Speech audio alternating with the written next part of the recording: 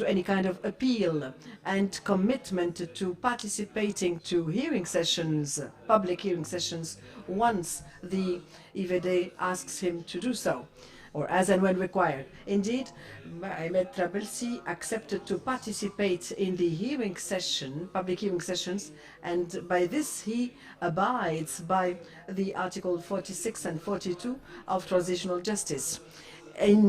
On June 2016, the Tunisian government has addressed the presumed violator on 15 cases attributed to Mr. Mohamed Trabelsi, to Ahmed Trabelsi. And the first hearing, confidential hearing session took place in the prison of Monaglia, and it lasted more than 5 hours with in the presence of his own lawyers, and it took, therefore, on the 29th of August 2016 was the first session where we had to pronounce a judgment, and this in the presence of the state litigation officer. The state litigation officer was therefore who asked for the adjournment of judgment. On the 16th of September 2016, the adjournment was again reconducted upon request of the state litigation officer, and on the 23rd of September, the files of reconciliation and arbitration presented by the two parties, that is to say, on the part of Mr. Mohamed Trabelsi as violator, and the cases filed by the Tunisian state as victim. And as of that period or date, Mr. Mohamed Trabelsi has been asking for arbitration and reconciliation, waiting for the claims that were going to be filed by the state litigation officer. And after accountability and reparation for the victims, and in the first place the state, and the reform of the institutions, and the acceptance of any judgment without any revengeful spirit, we are going now to listen to Mr. Mohamed Ahmed Trabelsi. My name is Mohamed Ahmed Trabelsi. In August, I'm going to be 43 years old. I am the by-law of former president, in my quality as nephew of Leila Trabelsi, spouse of former president. I was very close to my aunt, considering that I was raised in my grandmother's house. My father used to work together with my mother, used to work in Libya, and when I was born, there were conditions that pushed my mother to let me with my grandmother. It is my grandmother who raised me.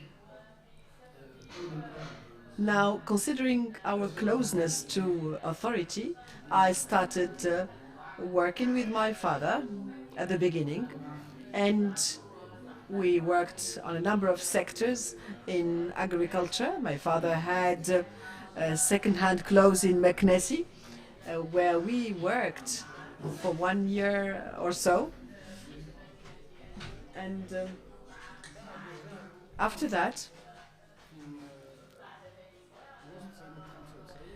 in mid-1995, I came back to Tunis, and I carried on working with my father. Conditions were not suitable for continuing the relationship with my father. I decided to start my own business. Little by little, I set up a import-export company. Its activities were close to nothing, because back then conditions were difficult, and I didn't have enough money, and I wanted to gain more experience and furniture was the stranglehold of 4 or 5 um, investors. They worked on stationery goods. So that's why I came to know someone whom I'm not going to name here. We became like brothers. He had a company. Actually, he had 3 or 4 real estate agencies. One of them, he started it, but it didn't have any activities, and he offered me to take care of it. He said, "Why don't we work together?" And so I said, "Why not?" He gave me some shares in the company, and we started working in the real estate sector. The first project we had was in Gilet, Ariana. This land was in a trade activity zone. It was surrounded by buildings. Some of them had licenses and others were of an anarchic type. Sometimes the land management plan is anarchic somehow. The municipalities do not take into account the interests of citizens. In Angeles, which is a popular town, you would have a commercial, industrial activity.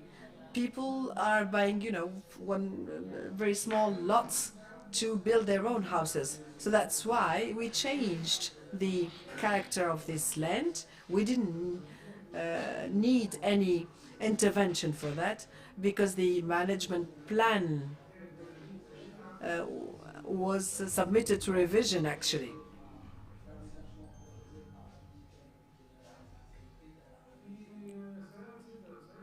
In 1996, I had a traffic accident.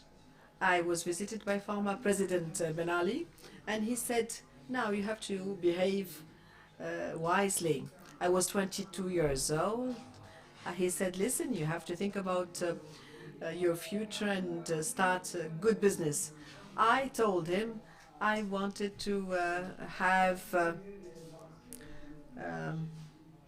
query business, but this requires, bank loans, etc. He said, "Okay, you just go for it, and we'll help you."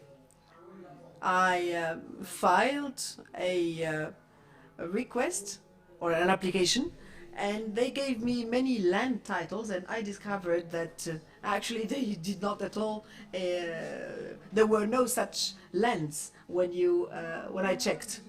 So sometimes they will give me 5 titles, and he said, "Listen, go and choose one."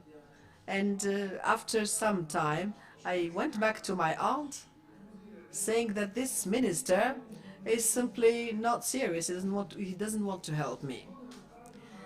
All of a sudden, I actually talked to her this morning, and the other day, the minister called me in 1999, September 1999. There was already a contract ready, and he said, "Listen, go to wherever. I've never been to this place before." He actually sent someone with me, someone in charge of topography or mapping. And I discovered afterwards that this was part of state land or state-owned lands, and these offers were given in sealed envelopes, and eventually the bids laid with the one who gave perhaps the most important amount of money, or that also offered to give the most important service. Let me say that we were not the first. This kind of bidding was given to many people. We were not the first, actually.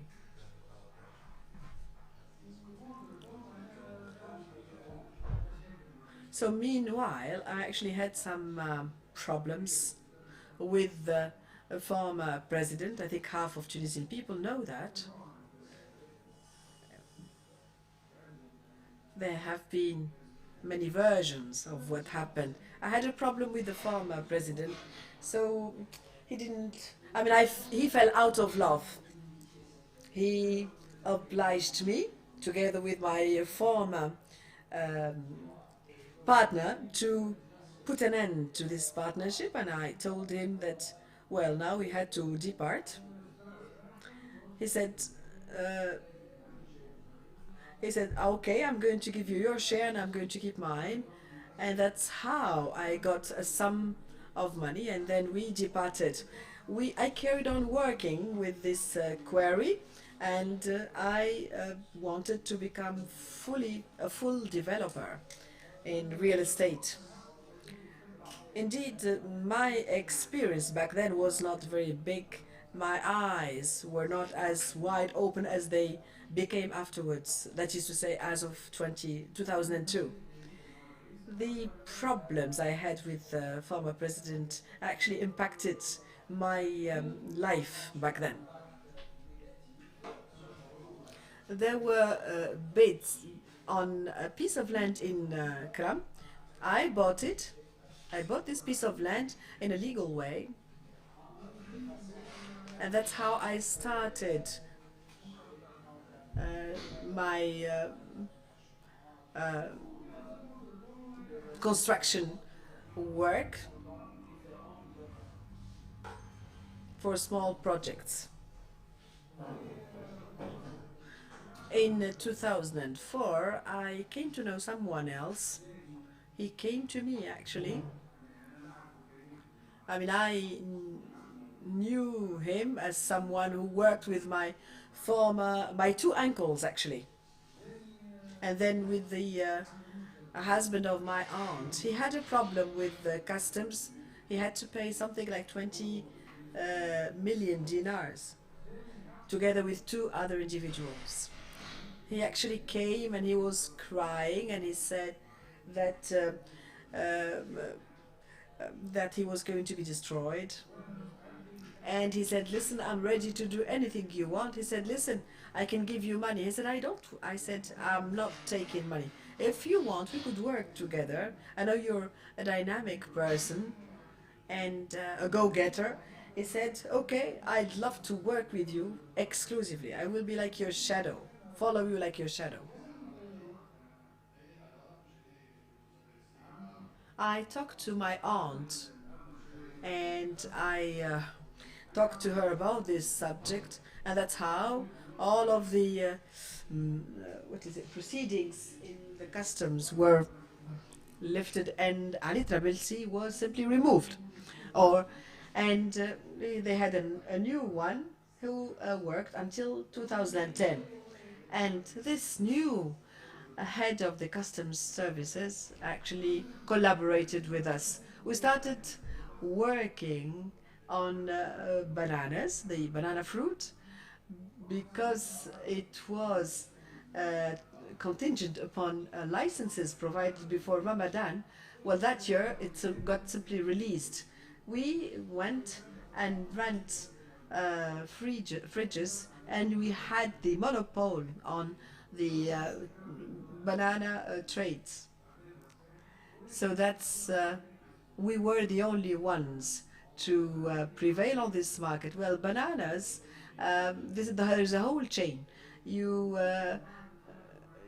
put gas on it, I think, to in order for it to become ripe, and then there is the distribution circuits, and then the retailers.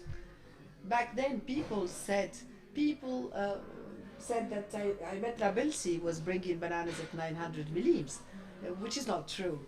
But other people wanted to get into this market. They didn't have the expertise. They didn't have the fridges. Well, they bought bananas from Africa. The sugar level is so high that it gets ripe very quickly, and it's spoiled quickly as well. And the transport from Latin America, even if it is the region is more remote than Africa, but it is more fluid. People who brought bananas from Africa simply had to cope with bananas becoming ripe, perhaps too ripe, on the way.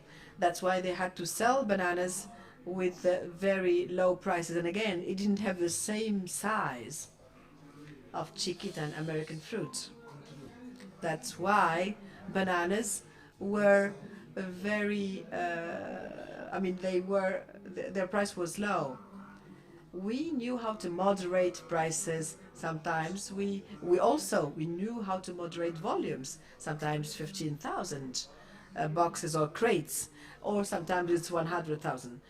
So it is a whole chain which we mastered. At the same time, we made money, but also we paid for the fridges, and it was continuous work. Some other people, they would bring 300,000 crates and of bananas, and they believed, or they thought, that they were going to become rich the other day. If you had the whole port at your disposal, it was supposed to take you 1 week or 7 to 10 days. Well, if bananas spent 15 days in the sea and 7 to 10 days at the airport, it's already ripe before it reaches consumers.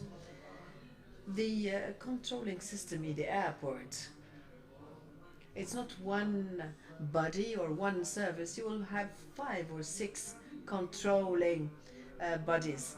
Now the traffic as regards banana. When we heard that somebody was bringing bananas and that we made it difficult for him to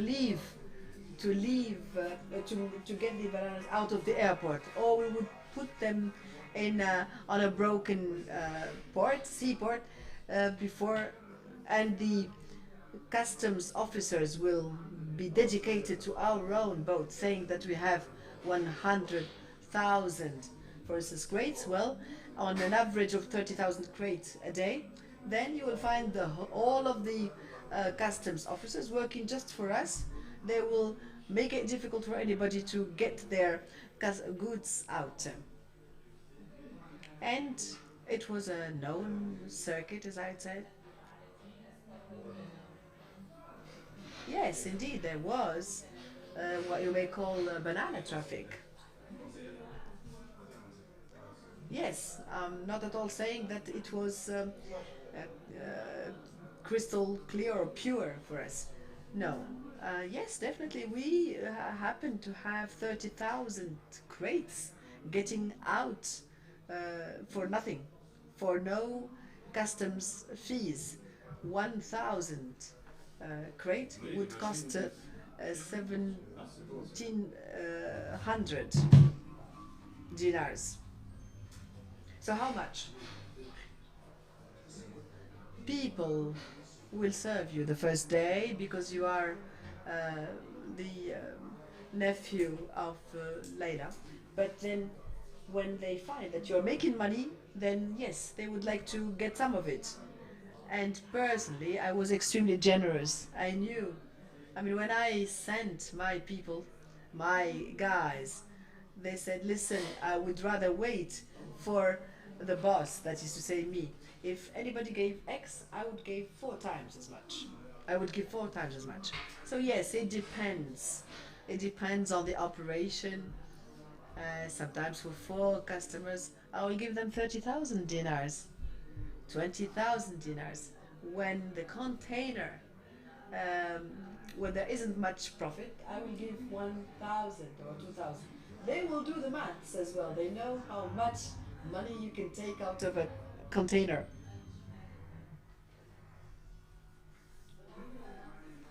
So yes, that's what we wanted to get. And actually, after bananas, we moved to another business.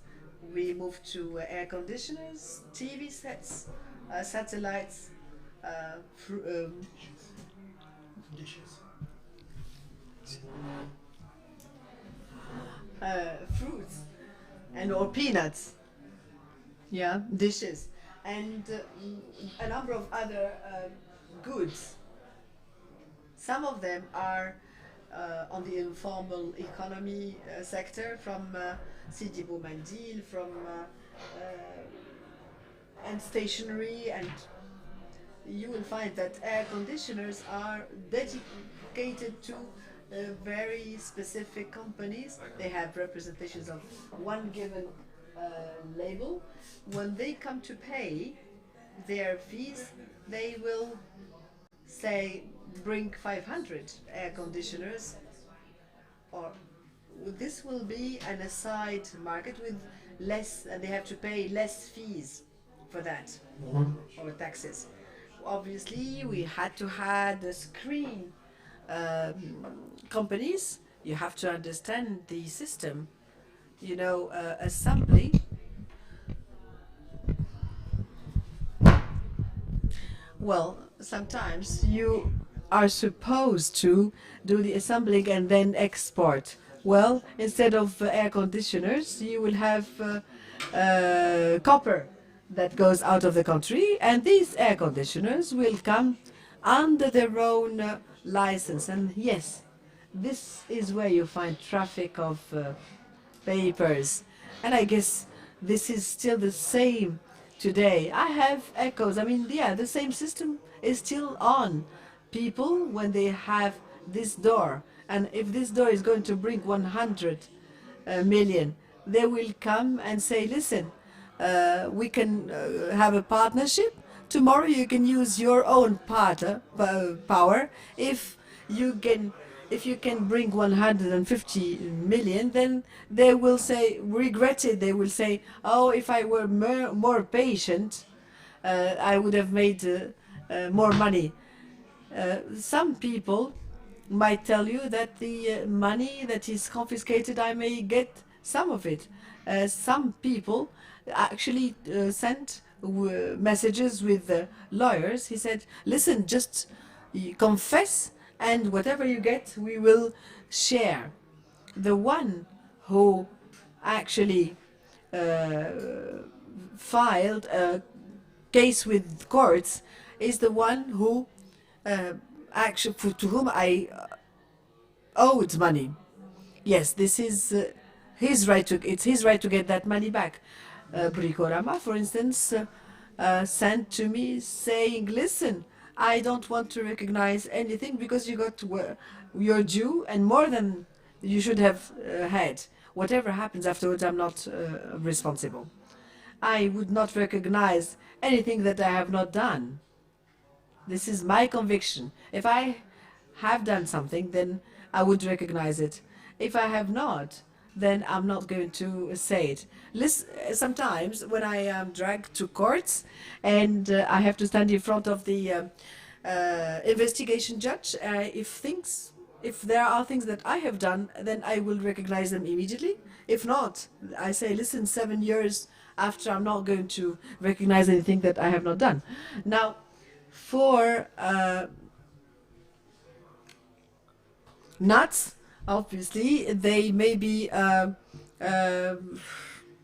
they are supposed to be processed in Tunisia and then sent back through a new barcode, which is not the case. It's sold in Tunisia. Now, for export, you know what we do? We just export copper.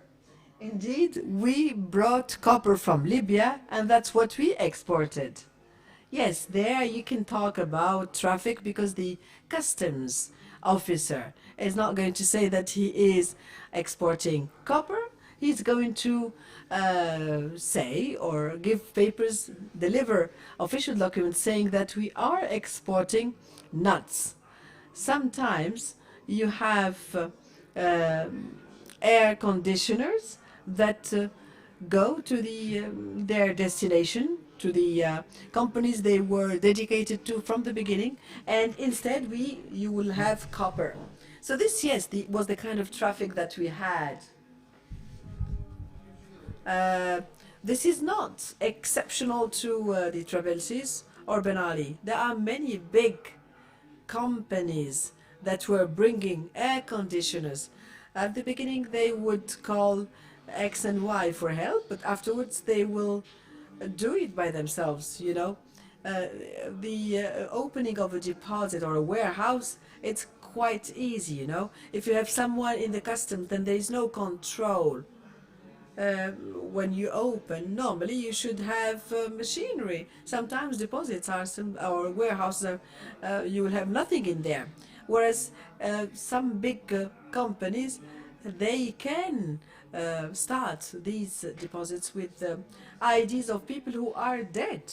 And today, and these are people who simply are businessmen who are still bringing lifts, and they are still bringing air conditioners. Well, lifts supposedly are going to be assembled in Tunisia and sent back to other countries.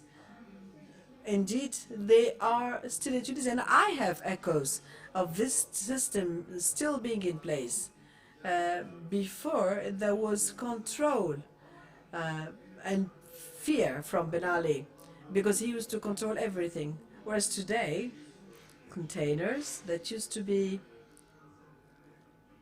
like for the shisha thing, or whiskey bottles, it was difficult to get them out of the customs services. What they used to do was to put them simply together, and they are forgotten, saying that these are goods to be destroyed, and then you will have the control done by the officer, and he can say whatever he wants, saying, I have a container with ships, and this one is with trivial products, and they are going to be sold for closer.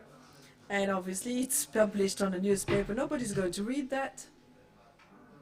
And sometimes it will concern a regional newspaper in Sfax, or a cultural newspaper from Nebel. Nobody will see that. And after that, you're going to have the forebidders, with whom all of things have been arranged beforehand. And this group of containers is bought at, let's say, 30,000 dinars, with they may include 2 containers for shisha products. And you will have at least 50,000 millions, or again, cards produced in China, or whiskey. It's a lot of money. Or again, cigarettes, tobacco. Personally, I haven't done that, but many people, you will find Marsanter, which is a typically Tunisian cigarette, actually manufactured in Jebel Ali in the Emirates. And they had agreements, well, with the CEO of former tobacco agency, saying that we run out of stock of these cigarettes, of this kind of cigarette, this make in Tunisia, until they bring in their own Marsanter from other countries, and after that it will be on the market again. From 2004 on, I got involved in the traffic of bananas, and actually the doors were wide open for me. And many other people actually started working in this field. There were many facilitations, many customs officers who now were brought closer to the port of Rades, were asked to be involved in these transactions. And some companies were started, and people claimed that they were ours when they were not. They were not for the Trabelsis or for the Ben Alis. Nobody could check. If anybody said, well, I was actually contacted 2 in the morning, and I was told that one of your lorries was arrested. And actually, I called one of the guys I mentioned last time, and I said, why did you arrest or stop my lorry? He said, no way. And actually, the lorry was released. The following day, I just found out it was not mine. I said, how could you do that? And he said, listen, you just intervened for nothing. I told you that this was not yours. And actually, I said, listen, the one who misled me was your colleague, and this colleague actually filed a candidacy to become a president afterwards. In 2005, I started to work in another field, that is the sale of alcohol. I had an authorization. The license was not mine. It belonged to another person who's now dead. The warehouse was in Bahar al-Azraq. The work was, I couldn't imagine that people drink as much alcohol. So, in just a couple of years, I was the one actually who dominated the entire Tunisian market, both in a legal and in an illegal manner.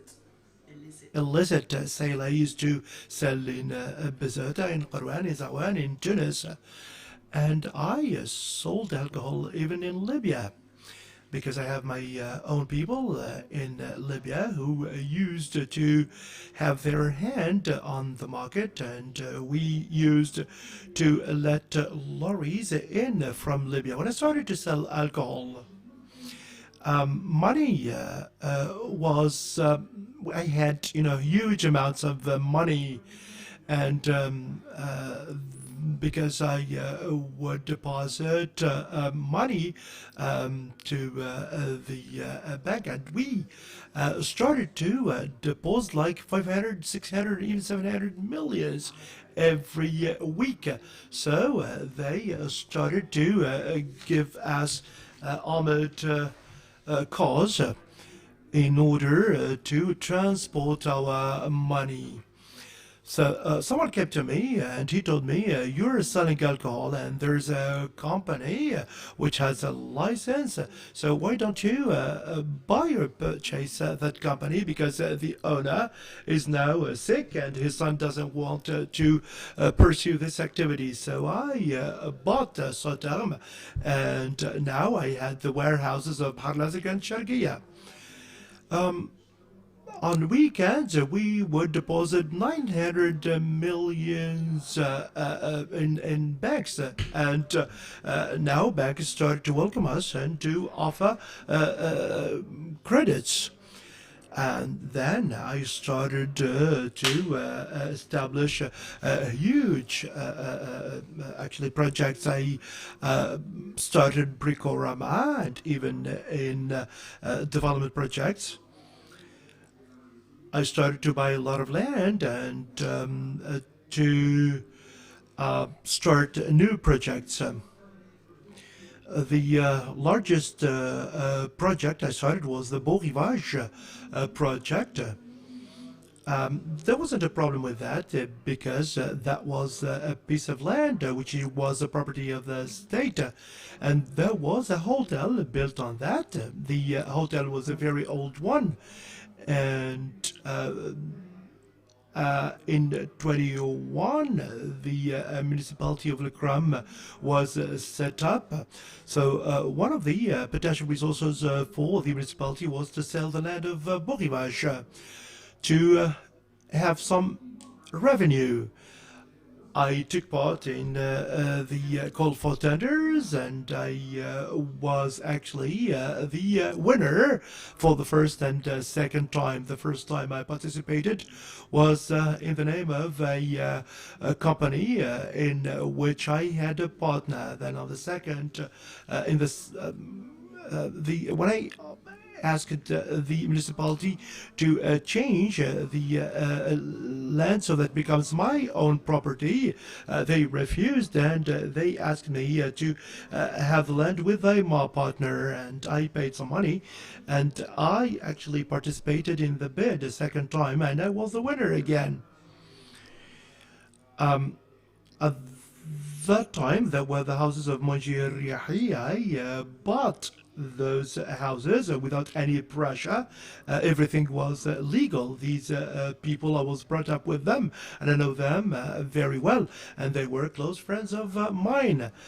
And actually, I knew at the time that they had abandoned their homes for some time. So I offered to buy those houses, and they agreed. So I bought them, and I started my project. At the same time, I started another project in Ain Sarwan. So that was it in the Beau Rivage. There was no problem, and even in the brothel case in Halq al-Wad, La Goulette, I had no problem. The land, as far as I know, is a property of Baron d'Erlanger, and the people who live there, I think that there are only 9 families which owned that or parts of that land, and the others were simply people renting those houses. And there was a case brought to the court, and the state actually there was a decision that the state would take those houses back. In 2005, I was the deputy mayor, and in 2006, I had problems with the mayor, and I stopped working in the municipal council. In 2007, the council was dissolved, and 3 municipal councils were dissolved, actually. I don't know whether you remember Ben Ali and Abdelaziz Ben Dia. They went to Ain Sarwan, and there was a project developed by the state, but which was full of garbage. So they decided to dissolve the municipal council of Halq al-Wad and the municipal council of Hammam Lemf and the Sijumi municipal council. The provisional council at that time, there was like elections, or what we might describe as an election, and a new mayor was chosen, Mr. Mali. And the state decided to enforce the court decision on the brothel inhabitants. The actual decision was enforced at 4 o'clock in the morning, and that was a mistake. There was the police officers and the authorities under the suggestion of the governor of Tunis and the delegate of Halq al-Wad. The president also himself agreed to that, particularly that the neighborhood of Halq al-Wad is close to the presidential palace. This shouldn't have happened because you know that Ben Ali at the time knew about everything. So they destroyed their homes.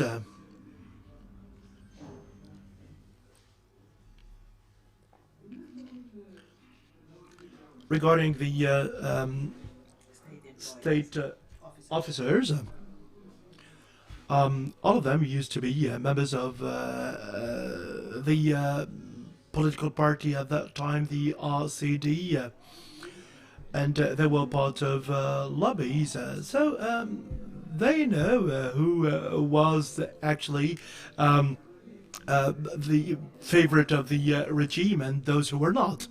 At the time, we used to use the law. Every time someone wants to get a license, we would have the correct set of documents. So from a legal standpoint, we used to ensure that everything was all right. But then what happens is that the procedures would be accelerated while others would be blocked. So they have like a stock exchange. Someone who has connections would get the information. So someone's reputation today is good. So today, Sakhr al-Matri, he's the president's son-in-law, and he's the person who's the favorite of the president. So they would offer him projects. Some people complain because they actually were subject to pressure to become partners. But at that time, that wasn't true, actually, because there were people who perhaps didn't have enough money to finance their projects. They would come to you and they would tell you very promising things like, you work with me, I'm your brother, you do everything you want. And then after the revolution, people started to say that there are a lot of funds which have been seized. So they started to think that they would perhaps get some share of the cake. But there were some real cases, but some projects were like easy prey for some people. But these people were the people who actually had an authority on ministers, on those people working in banks. So those people today who would like to say that they did nothing, this is not acceptable, because these people actually knew about everything.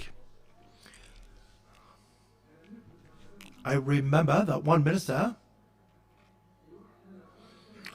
at one point, he was a friend of Slim Shiboub. Then he became the friend of another clan, and then he became the friend of Belhassan, and then he became the friend of Sakhr al-Matri. And this minister, of course, it's his absolute right to change his friends. Ben Ali excluded him from the palace at 9 o'clock in the morning. And everyone thought that this person would be removed for good. And one CEO called me and told me that the minister was expelled from the palace.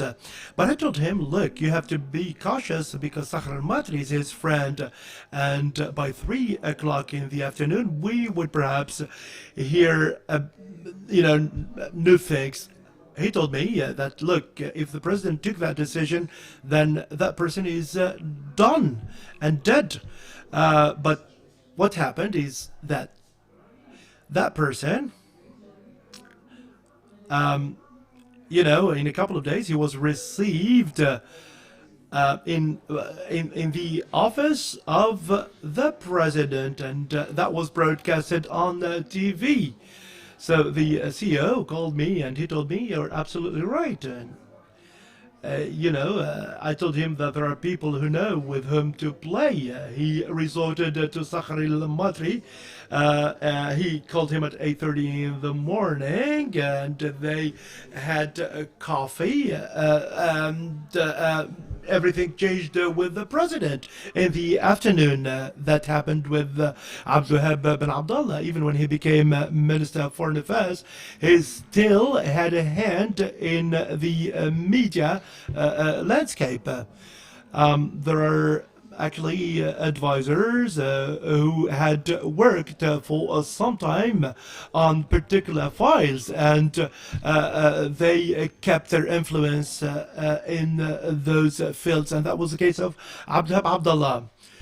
Now, regarding procurement, now the express railway project, Mr. Yassin, after the revolution, said that Sotudef, in cooperation with Techniques, he said that was a screen company. He said that offer was not a serious one. 57 million dinars and something. Techniques, let me say, is the fifth company worldwide. when they became my partners in this project, because actually they wanted to have access to Tunisia and to Libya. We agreed to have or to propose a price which is actually not really that important, because we wanted to have access to the market, and we wanted to offer the lowest bid. So actually, the people who propose our price are people who know about all that, like engineers. And when we were declared winners, I was quite surprised.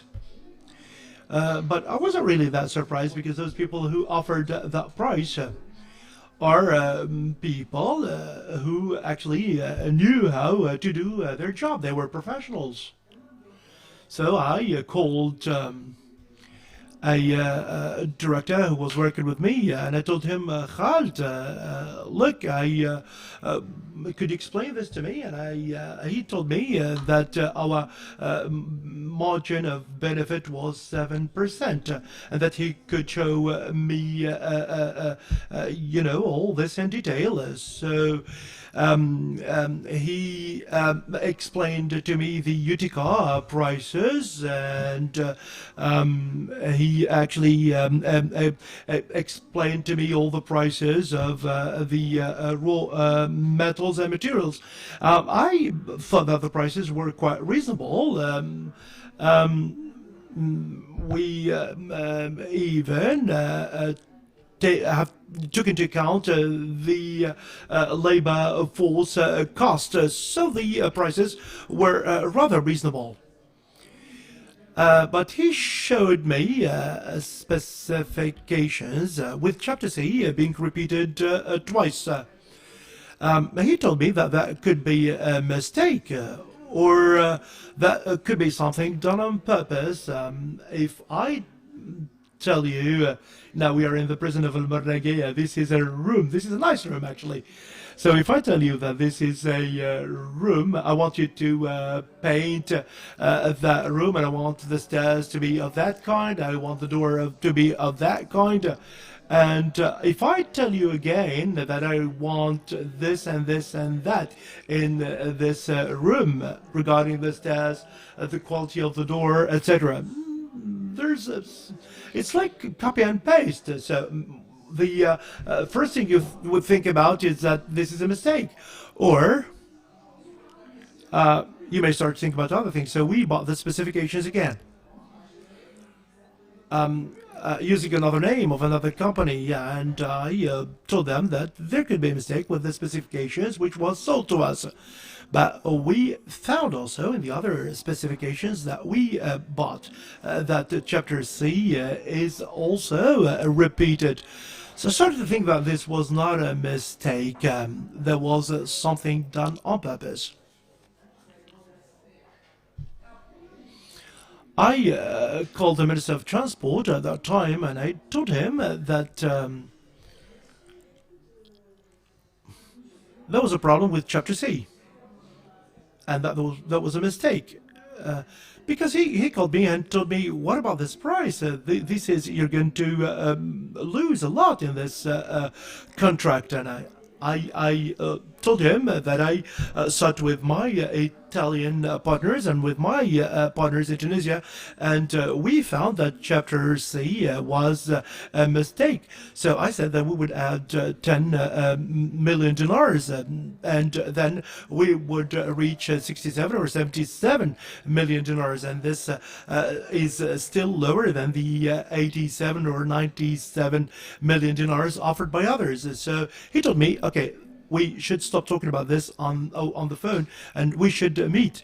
So I went to see him, and he told him, okay, why all this trouble? Why are we going to? Why should we talk again to the World Bank and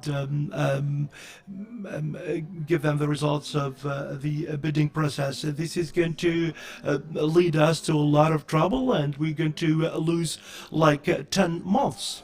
of time. Because we'll have to repeat the call for tender. I will talk to the guys, and I will talk to X and Y, and I will get something for you. You're not going to pay taxes for that, and you get that into your pockets, and you leave. I said, okay, no problem. I will just talk to my Italian partners because there's a moral commitment with them. They're my friends. I cannot really take such a decision. I talked to them about that, and they told me, okay, you do whatever you deem best to you, because we came here to Tunisia, and we know that we could rely on you to have access to the Tunisian and Libyan markets. Because you know, the sub-Saharan countries, we are already present there, but we so far we had not had access to Tunisia and to Libya, and they focused on Libya because they told me that Libya was about to engage in mega infrastructure projects. So they told me that if you deem it appropriate to take the money and then leave and say, look, there was a mistake. So the Italians actually didn't really appreciate what they said. They felt humiliated. I talked to the minister and I told him, no, I wanted to continue with this project. So he told me, okay, we're going to contact the European Bank again. They communicated with the European Bank, and the European Bank replied. They said, okay, you have to give more details about all this. They told them that they perhaps that person didn't really understand the content of the specifications. He actually that person didn't tell me about the letter that he sent, but he showed me the reply of the European Bank.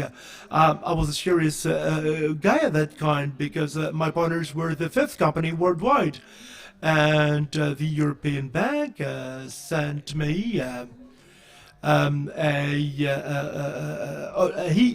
He gave me a copy of the reply by the European Bank, and I felt that this was like belittling me, and they told me that I was not a serious guy and that this is going to cause a lot of delays. So what was proposed to me is that I would get something in my pockets and then leave the entire project. Look, the revolution has happened, but nothing has changed because those people have paid bribes, and the contract was awarded on that basis.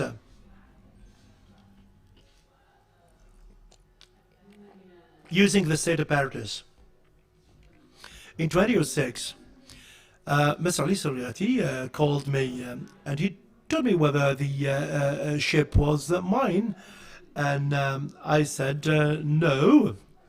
I told him that when a ship or a vessel comes to Sidi Bou Said, you know, everyone would be curious to know about that new yacht, actually. And I told him, okay, I'll tell you about the names of those people who was curious to see that yacht. And I was the last one, actually, to get on board. And I told him that we just left the harbor for a while because we wanted to change the place. And he told me that the yacht was a stolen one and that the Tunisian state decided to give it back in 2007 in September. That was the first day of the holy month of Ramadan. Mr. Ali Soriati called me and he asked me whether I was going to travel. I told him that we were going to Saudi Arabia for Umrah. Yeah, to the holy shrines, actually. He told me, no, you don't leave the country because you're going to be arrested if you leave. So I said, okay, there's a problem because I want to go to France to sign a contract with some of my partners. So he told told me that I should bring a couple of photographs so that they would give a diplomatic passport.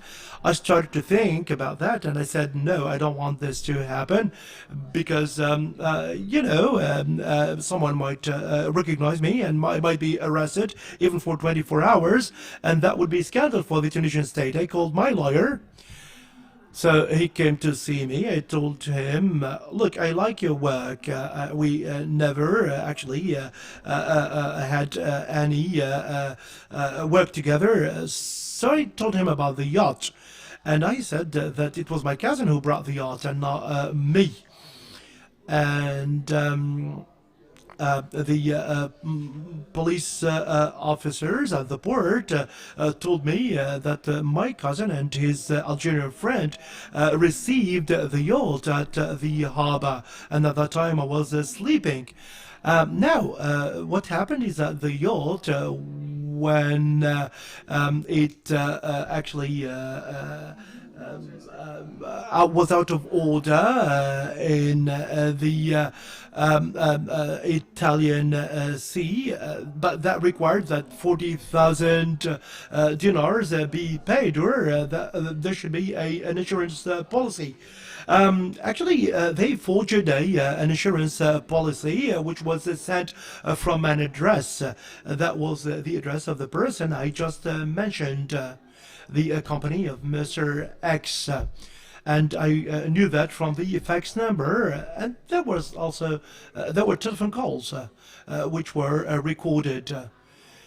Because the actually French authorities they actually submitted 30 CDs of recordings, but my voice was not there. But then the Tunisian authorities, in order to defend the interests of X and Y, they brought the file from France so that people be put to trial in Tunisia. I was actually declared innocent, and the two other persons got 2 years of imprisonment. Yes. Actually, on January 14th, I went to the airport. I had called the director of the security of the airport. I understood that someone was next to him. I thought, well, if considering that the others were already under arrest, I wanted to join them, because otherwise, on January 14th, I could not really say what could happen to me.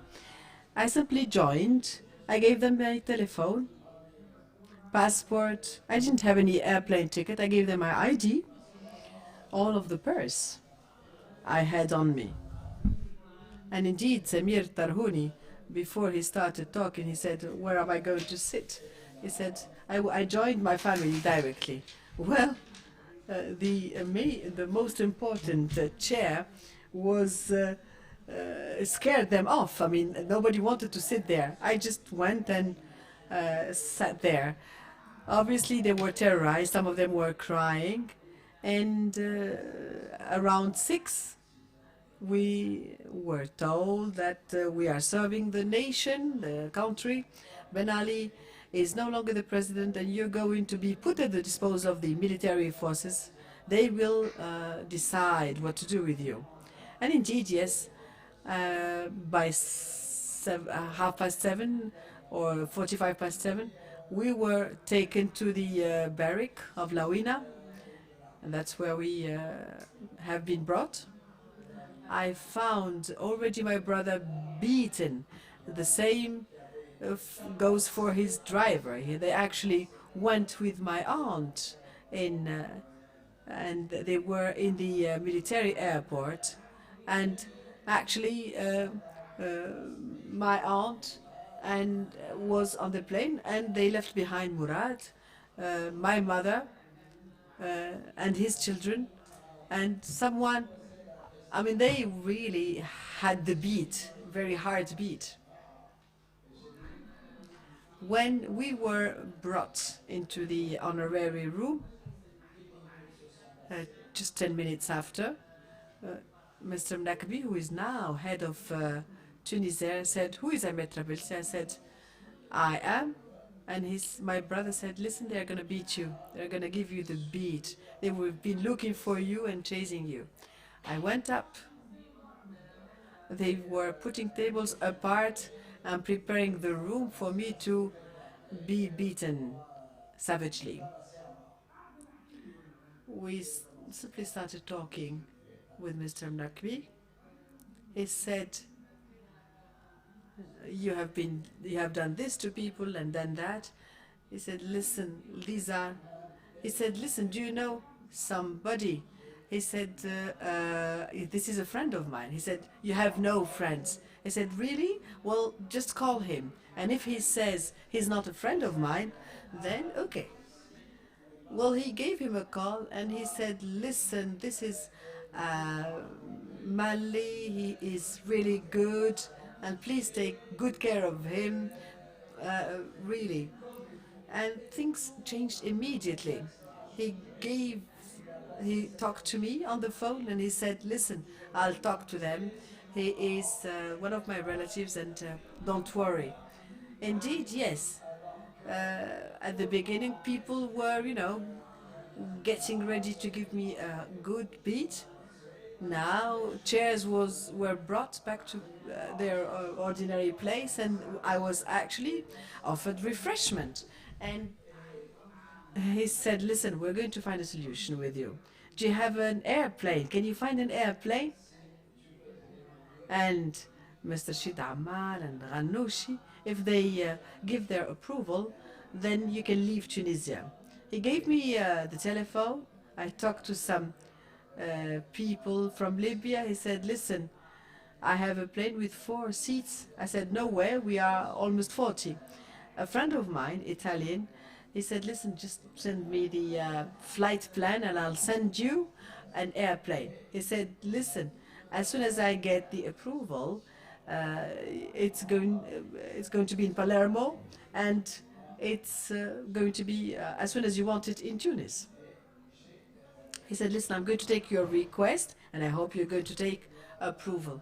Well, it seems that Mohamed Ranouchi didn't give his approval, and we were told that we were going to be released, and after that, obviously, we were going to be brought to courts.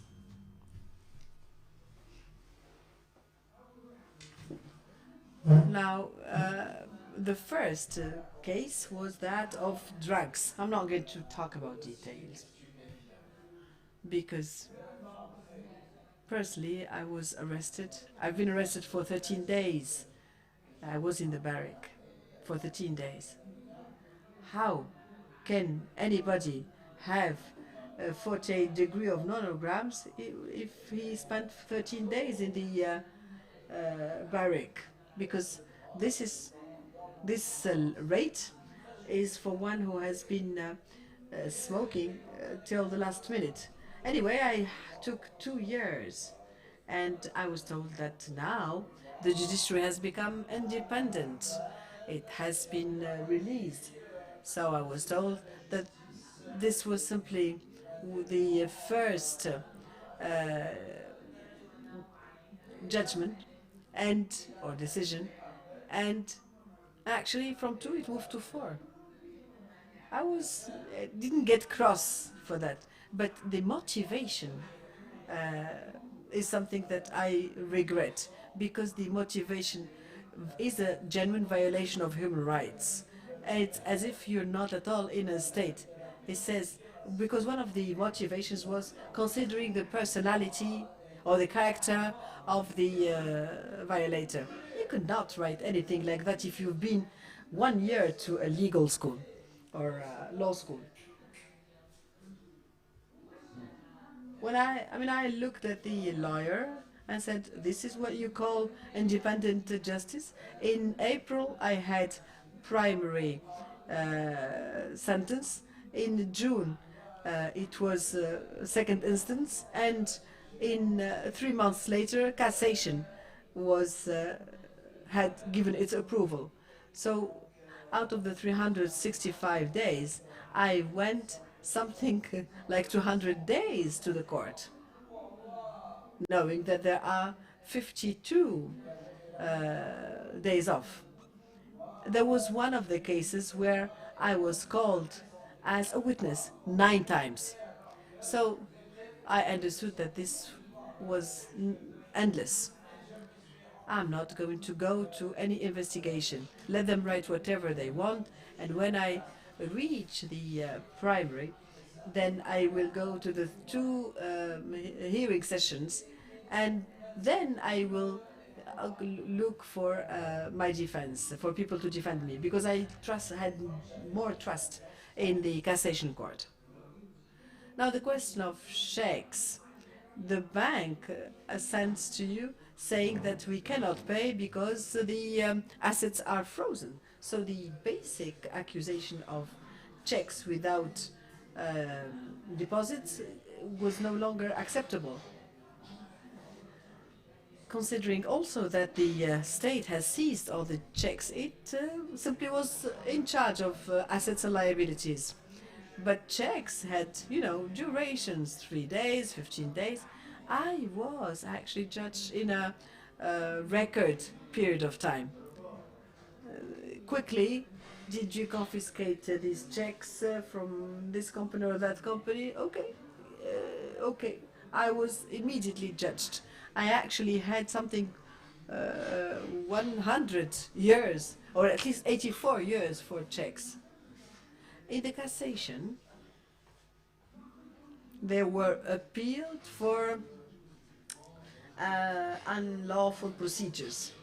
I talked to the head of the cassation court, and he said, listen, we need to write to them and they have to pay. If it is given or issued by companies, then they have to pay.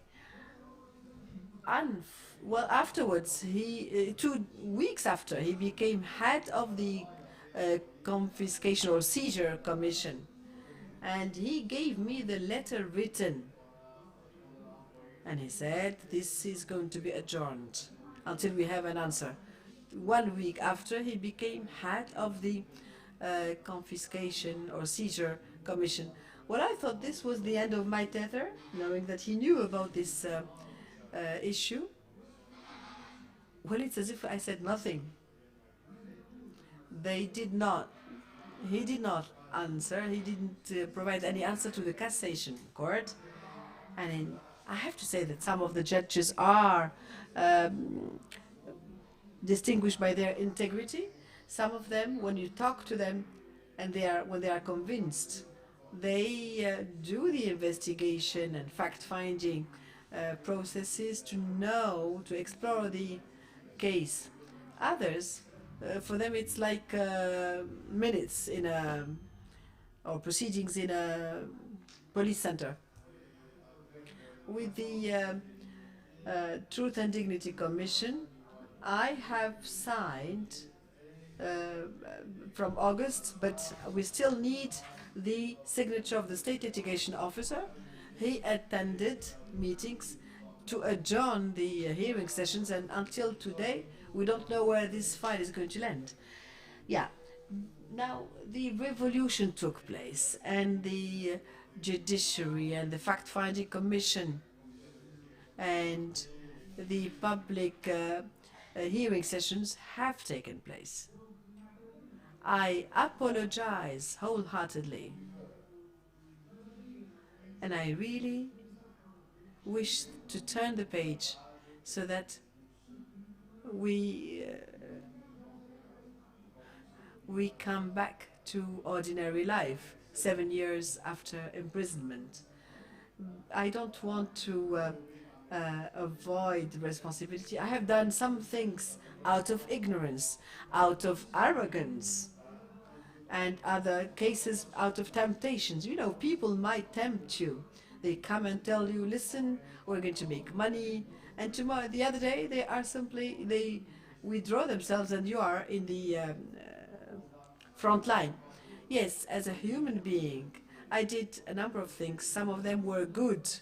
I violated the law, I infringed the law, but in other cases I followed the law to the letter. We are all human beings, and human beings by nature make mistakes. but perhaps the best among those who make mistakes are those who repent. You know, authority tempts you. People who walk in the street will have a different vision of things from those who drive a Bentley. Um, and authority definitely tempts you. It is on this basis that today, I believe 7 years after being in prison, having been in prison, I wish that today I were considered as a Tunisian citizen. I am born and raised in this land. I'm not saying that I love Tunisia more or less than others. I have things which are perhaps better than others, but things which are worse than others. But in total integrity, I want to say that I made mistakes. I confess and I apologize to all social classes in Tunisia.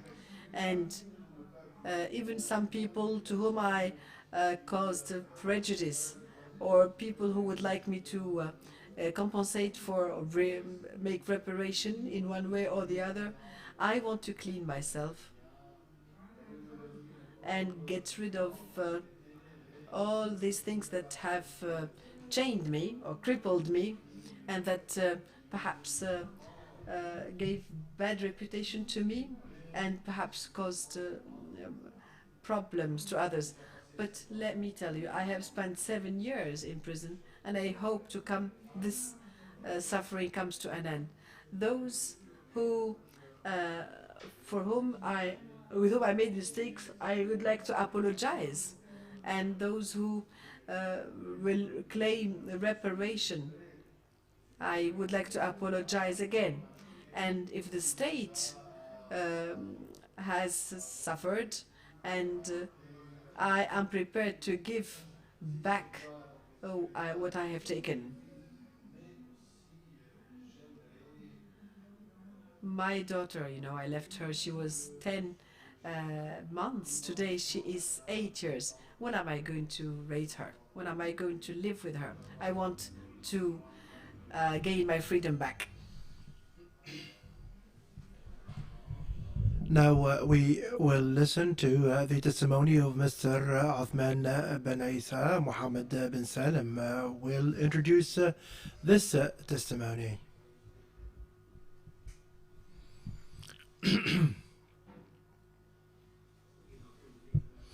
Mr. Othman Ben Isa is a witness and at the same time is accused of having engaged in corruption. He was born in 1964 in El Halia in Bizerta. He is a transporter. Now, in the framework of the corruption that was rampant under Ben Ali, Mr. Del, he used the ports of Radis and Halqawad to engage in illegal import of goods, including tobacco, which was introduced in Tunisia as a fabric under the 1972 law,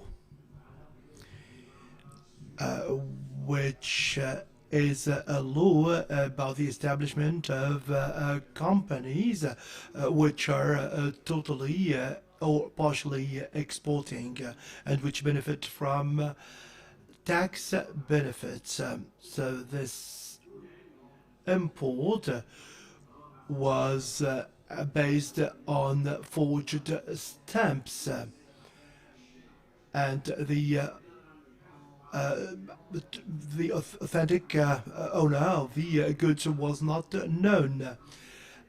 Despite all the pressure on the customs, one transaction was actually identified in the port of La Golette, and a number of reports were drafted by the customs officers, but Mr. X was not held responsible, and the others, that is the importer and the transporter of the goods, actually were held responsible.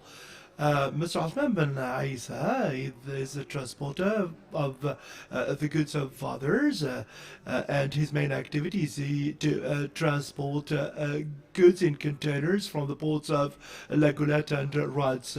In 2004, he started to transport containers of the company H&B Import and Export, which is owned to the former sister of the former president.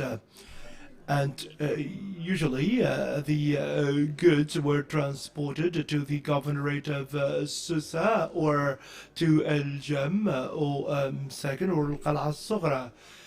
And when he was arrested by the police checkpoints, he would simply say the name of the owner of the goods, and he would be allowed to continue his road without checking the goods being transported.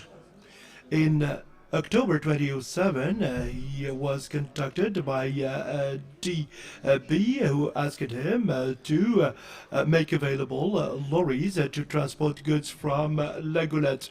And actually, he provided his lorry and another lorry, which was driven by his brother. He also made available a couple of other lorries to transport containers for the benefit of DB.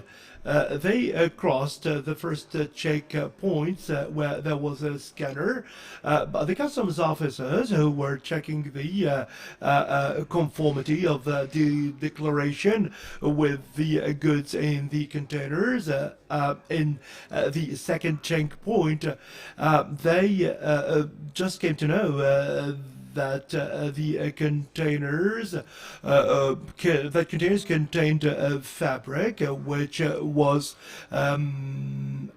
they were supposed to contain fabric which were imported for the benefit of totally exporting companies, but actually they contained tobacco for the nargile.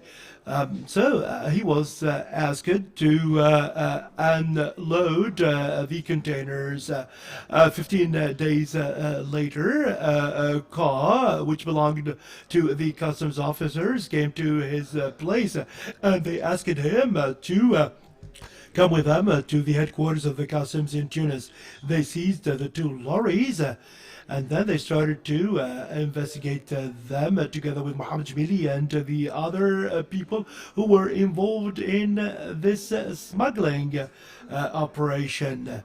Most of those who were investigated mentioned the name of the main beneficiary, but the customs investigation unit and the public prosecution simply did not seek to identify his full identity at any stage of the prosecution. Adel Malek and Uthman bin Isa, who's with us today, and Mohammed Jmili, and Munir bin Isa, and Murad bin Dhif, and Ahmed Al-Ayari, and Faisal Suqa, Mohammed Salah Abdullawi, Musfa Masi, and Haider bin Ismail, and Bilqasim al-Nishi, Abdulaziz al-Sablawi were put to trial in before the court of Tunis.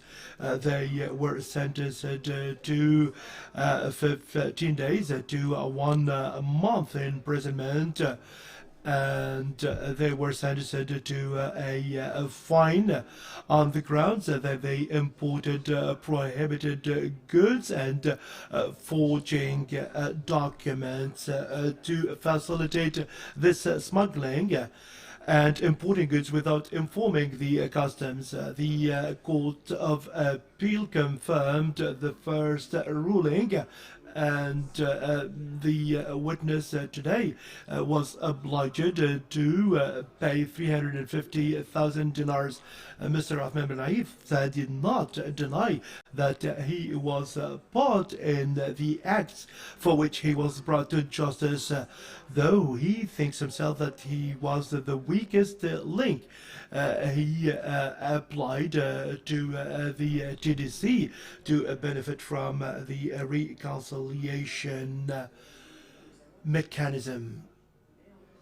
I'm Ahmed Ben Isa. I've been working at RAD since 1997.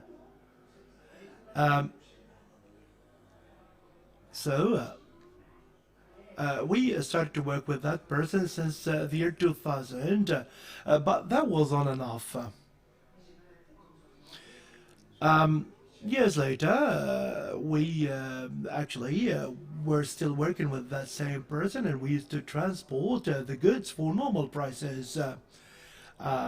For the goods which were transported to Sousse, we used to get 150 dinars, for instance. We used to work in the ports of La Goulette and Rhodes and to transport the goods to the warehouses of Hayat Ben Ali, and we were instructed that we should tell them that these were the goods of Hayat Ben Ali. But one day we were asked to make available 4 lorries, 5, not 4. And then he asked me to return them because we actually were not going to use them. So we returned a couple of weeks later. He asked me to send 4 lorries. I sent them to the port of La Goulette. That person was in the port, and the lorries were loaded. We went to the scanner checkpoint. The scanner said that everything was all right. Actually, we were not guilty of anything. The customs officers asked the driver to show them the goods, and they told them that the goods did not correspond to the declaration. I was called by that person to come to the port because my goods were seized. So actually he told us, okay, you can continue work. There was no problem. We didn't know any details about that affair. 15 days later, the Avenue of Madrid investigating squad came to Al Alia, and actually he told me that they told me that they needed me for a job that they wanted me to do. But when I got on the car, they told me that they were the customs officers. After a while, they took my mobile phone. He asked me about my lorries and where they were located at that time. He ordered me to ask them to come to the port of Tunis. So we waited for them there at the port of Tunis, and we were taken, myself, Mohammed, the driver, and my brother, and we were taken to the Madrid Avenue, where we started to be investigated. I told them that these were the goods of Hayat Ben Ali, and that we did not know anything about the goods. We were just told about the warehouses where we should take the goods. We were told not to mention the names of Duraid and Hayat. I told them this is not my goods. These are the goods of Duraid. The reports drafted by the customs officers were very different from what I declared, and I was sentenced to 1 month imprisonment. We had our lorries seized, and we were unemployed. When we left the prison, we were every now and then summoned to the court, and we did not understand exactly what all that was about. we spent like 2 years, being summoned every now and then to the court. The lorries were seized. The fines amounted to 350,000 actually dinars, and my brother was sentenced to a few billion dinars, a million dinars actually. Nobody wanted to listen to us. No one wanted to accept the fact that the goods were those of Hayat Ben Ali. And now, you know, now when I look back at the 10 years that I have spent since then, these were terrible years actually. I have had 2 operations on my back, and God only knows how I brought up my kids. Everyone knows about that, and I would like to talk to Duraid. I have told you about my witnesses, and the reports drafted by the customs officers said that the goods were mine and that I imported them. But you can look at my bank accounts and you can tell the truth. Now, Si Othman, when you transported the goods of Hayat Ben Ali, and when the customs checkpoints would arrest you, would you tell them that these were the goods of Hayat Ben Ali? No question. I mean, they would just let you go. So you know that these goods actually were perhaps a result of some sort of illegal smuggling. Duraid would simply import the goods as a trader, like tobacco, fabric. Actually, these he would, sell all that to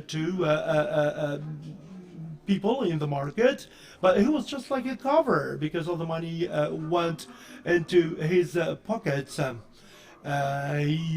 would take the goods to Jerba, to El Jem, to La Marsa. You don't know where the customer is located. But actually, when you took the goods on behalf of Hayat Ben Ali, but for example, that the tobacco is simply something that could be imported only by the state. I didn't know. Duraid Ben Ali was the owner. We were just the people transporting the goods, but we were held responsible for the entire thing, Southman. There is a level of responsibility that is when you transport goods over which you have doubts. Of course, they're not going to tell you about all that. But if you transport tobacco to a warehouse in Al-Qal'a, at that time I couldn't do anything. They were so powerful, even if I knew that that was illegal. I wouldn't tell the customs officers about that. They did their own checks. And they knew exactly about what the container contained. No, I couldn't be stronger than the officers of the customs service. Now, could you imagine someone who could listen to me at that time? So no one at that time could simply resist those people. So you consider that in this case you were held responsible together with other people, while the people who committed the acts were simply declared innocent. With the investigating authorities, I told them that I was not the person who was responsible for the goods. They always told me, never mention the names of Duraid and Hayat. You are the person responsible for that. So you came to the TDC to ask for a reconciliation with the customs. My lorries have been seized. Now I have today a fine. I'm looking for some sort of agreement and reconciliation. I went to the Court of First Instance, to the Court of Appeals, to the Court of Cassation. Nothing happened. Banks are asking us to pay fines and money. Thank you very much, Mr. Othman, for his testimony.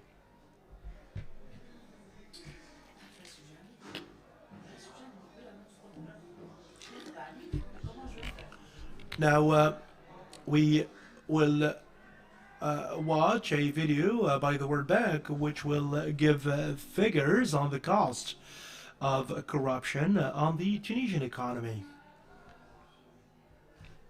You're not going to translate that. Tu vas pas traduire.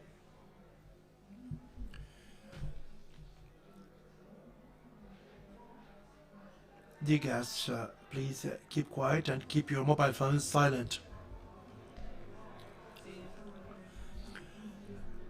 Before the revolution, the economy was apparently, or at least on the surface of it, a good economy. But this was not the reality on the ground, because the policies adopted simply served the interests of a small clan, which led to the revolution of 2011. A new constitution was drafted and a lot was changed in politics, but the economic model remained the same. And despite the skilled labor force, the good geographical location, we have a lot of unemployed graduates. Many of them work in the informal sector or unemployed. Why? The business environment in Tunisia is weak, and the administration is cumbersome in its procedures. This simply hampers all economic initiatives. It makes investors waste 25% of their time and costs them 2.5% of their income.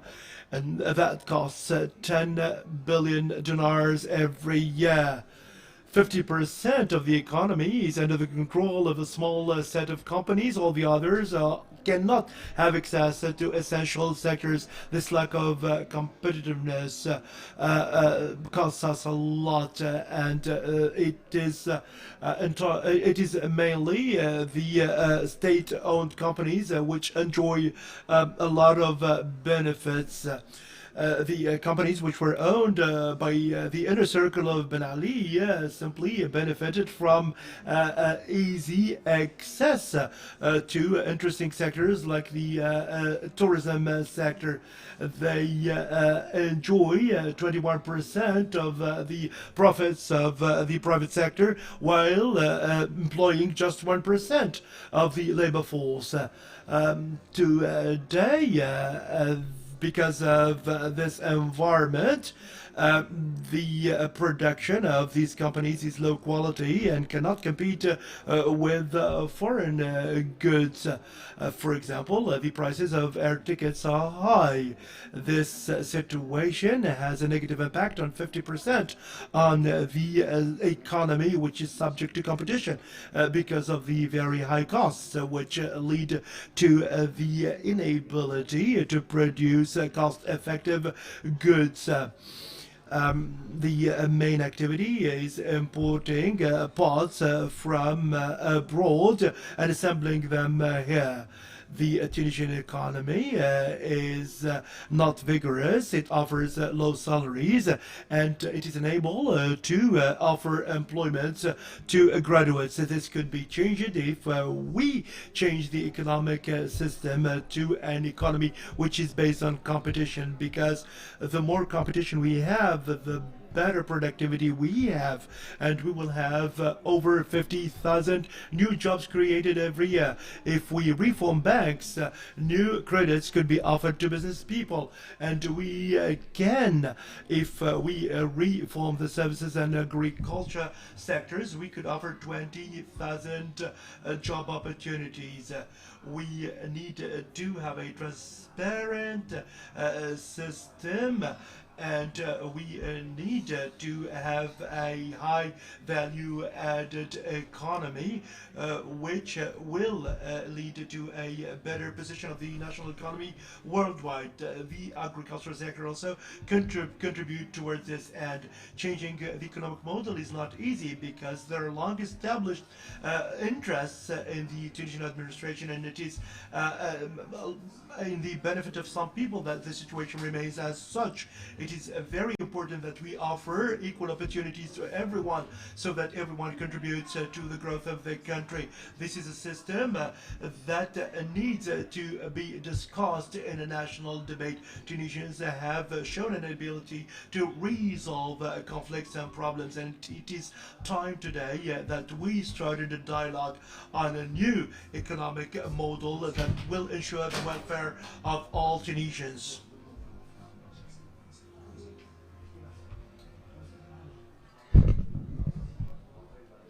The last testimony is going to be given to us by Mr. Adel Malek. He's going to be introduced by our colleague Adel Malek. Is at the same time a victim and a presumed violator. He has the quality of transitaire. He is born in 1961 in Hamamlem. He was arrested in the same case, and he was questioned by the investigating team together with the other accused. And the profiter in the first proceedings as is Delbe, DB. However, all the chambers, the prosecution tried to give the total identity, and this in the context of the information required to complete this dossier. And therefore we have Mohamed Ben Issa and the gentleman we are going to listen to, and they have been put in the criminal chamber, and it announced or issued its judgment in May 2009 on the transitory who is in front of us for imprisonment, and he had 15,428,000 dinars. Mr. Malek did not deny his implication and his readiness to assume the majority of responsibility, even if he considered himself to be the weakest bit. And that's why he filed this request with the Commission of Truth and Dignity to take profit from the Commission of Reconciliation and Reparation. I am not transit, I simply work in the customs. And I do not recognize the allegations or the crimes allegated to me. I would like to talk in French, says the gentleman. Now here I was introduced to Duraid and Hayed, and whom I didn't know. There was one third party, and I'm not going to mention his name. However, he was a client, a customer of mine, who used to bring goods legally, actually fabric, and they manufactured them, and they are. You have SA. I'm not going to explain these technical points now. Escal and rubrics as the. This is given to the maritime company and the customs, which are supposed, both of them are supposed to give details about the content of the container. I had the stamps, and stamps were given to me by my client. He said, Adel, you can help yourself with that. We are talking about enterprises that fall under Law 72. When I reach format 5, I have, when I key in Escale and rubrique, that I have the information, and this shows that they are totally compatible. Now, my job is the following. I simply key in my declaration, and the goods are issued under the company that works under Law 72. I don't know this man called Wright. I met him for the first time with the fact-finding hearing sessions. Now, I did a declaration. I wanted to submit it. I wanted to see Ms. Rahsi to file this declaration, and indeed, I found that they had a declaration from another company. I showed my own document, and he showed his. Anybody who says anything different is mistaken. When I checked my own documents, well, in order for people to understand, unfortunately people don't follow here, you came to declare with the stamps, but fake ones.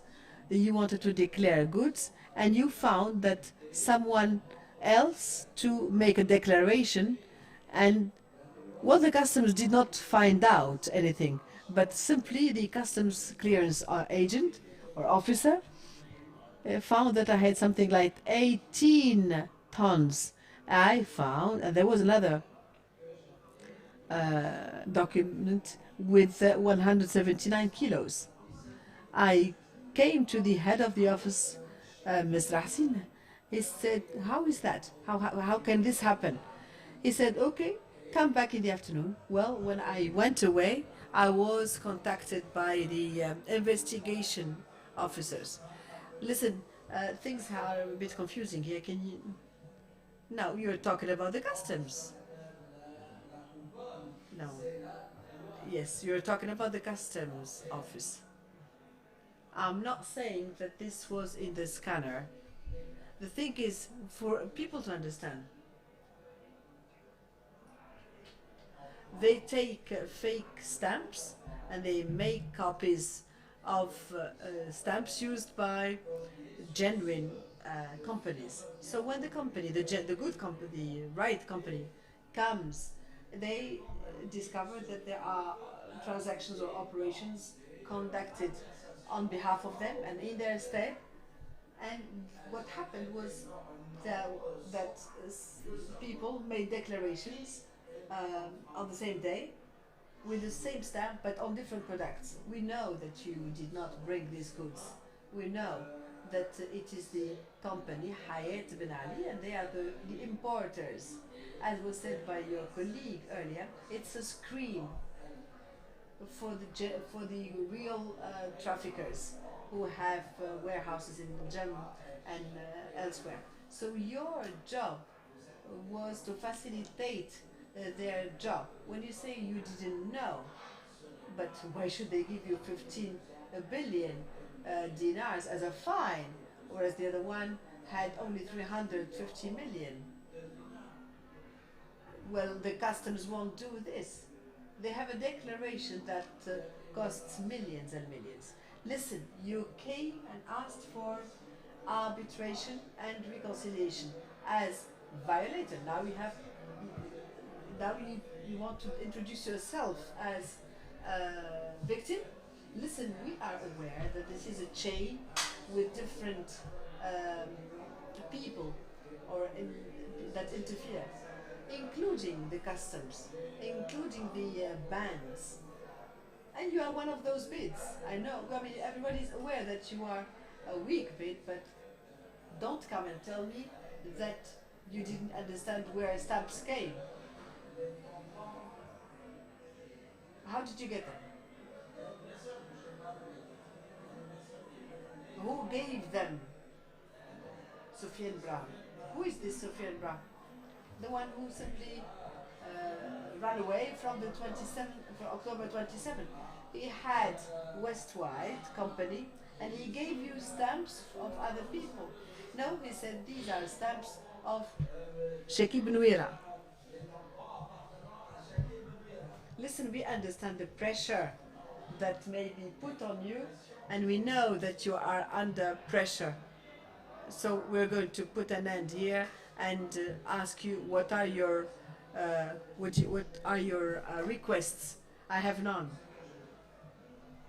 I know it's difficult to find someone saying I did this or I did that, because it's a system that is based in solidarity and that doesn't want anybody that would not tolerate intruders. Until today, the system is there, and it may have been fortified and consolidated. The parallel economy comes from the big gate of ports. It doesn't come from land borders. What we want to say in the Dignity and Truth Commission is precisely to deconstruct the system of dictatorship. This is not something that the Commission can do on its own. If there is no collaboration, is no cooperation and solidarity from all different institutions or state institutions, then the IVD will fail. All efforts have to be deployed jointly to put an end to corruption. And we will come eventually. People who want to repent are more than invited. Let's simply stop these practices that are demolishing the economy of the country.